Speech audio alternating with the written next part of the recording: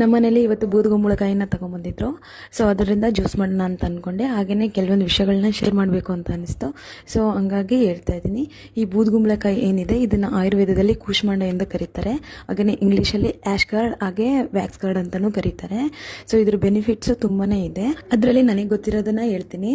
ಮೊದಲನೇದಾಗಿ ಡಿಹೈಡ್ರೇಷನ್ನ ಪ್ರಿವೆಂಟ್ ಮಾಡುತ್ತೆ. Daily consume ಮಾಡೋದ್ರಿಂದ ಬಾಡಿ ಯಾವಾಗಲೂ ಹೈಡ್ರೇಟ್ ಆಗಿ ಇರುತ್ತೆ. ಹಾಗೆ ಬಾಡಿಲಿರೋ ಟಾಕ್ಸಿನ್ಸ್ನ ಡಿಟಾಕ್ಸ್ ಮಾಡುತ್ತೆ. ಸ್ಕಿನ್ ಗ್ಲೋಗೆ ಹೆಲ್ಪ್ ಮಾಡುತ್ತೆ. ಹಾಗೆಯೇ ಇದು ವಾಟರ್ ಕಂಟೆಂಟ್ ಜಾಸ್ತಿ ಇರೋದ್ರಿಂದ ಯೂರಿನ್ ಇನ್ಫೆಕ್ಷನ್ ಆಗೋದನ್ನು ತಡೆಗಟ್ಟುತ್ತೆ. ಕಾನ್ಸ್ಟಿಪೇಷನ್ ಆಗೋದನ್ನು ಸಹ ತಡೆಗಟ್ಟುತ್ತೆ. ಹಾಗೆಯೇ ಆ್ಯಸಿಡಿಟಿ ಹಾಗೆ ಎದೆ ಉರಿ ಬರುತ್ತಲ್ಲ, ಸ್ವಲ್ಪ ಖಾರ ತಿಂದ್ರೂ ಎದೆ ಉರಿ ಅಂತಿರ್ತಾರಲ್ಲ, ಸೊ ಇದನ್ನು ಟ್ರೈ ಮಾಡಿದ್ರೆ ಅದನ್ನು ಸಹ ಕಡಿಮೆ ಆಗುತ್ತೆ. ಇನ್ನೂ ಹಲವಾರು ಪ್ರಯೋಜನಗಳನ್ನು ಈ ಬೂದುಗುಂಬಳಕಾಯಿಯಿಂದ ಪಡ್ಕೋಬೋದು. ಎಸ್ಪೆಷಲಿ ಇದನ್ನು ಸಮ್ಮರಲ್ಲಿ ಉಪಯೋಗಿಸೋದ್ರಿಂದ ಬಾಡಿಲಾಗೋ ಉಷ್ಣನ ತಡೆಗಟ್ಬೋದು. ಹಾಗೆಯೇ ಇದನ್ನು ಕಟ್ ಮಾಡಿ ಜ್ಯೂಸ್ ಮಾಡಲಿಕ್ಕೆ ಸ್ವಲ್ಪ ಕಷ್ಟ ಆಗುತ್ತೆ. ಬಟ್ ಸಿಕ್ಕಾಗ ಮಾತ್ರ ಡೆಫಿನೆಟಾಗಿ ಟ್ರೈ ಮಾಡಿ, ಯಾಕೆಂದರೆ ಇದು ತುಂಬ ಒಳ್ಳೆಯದು.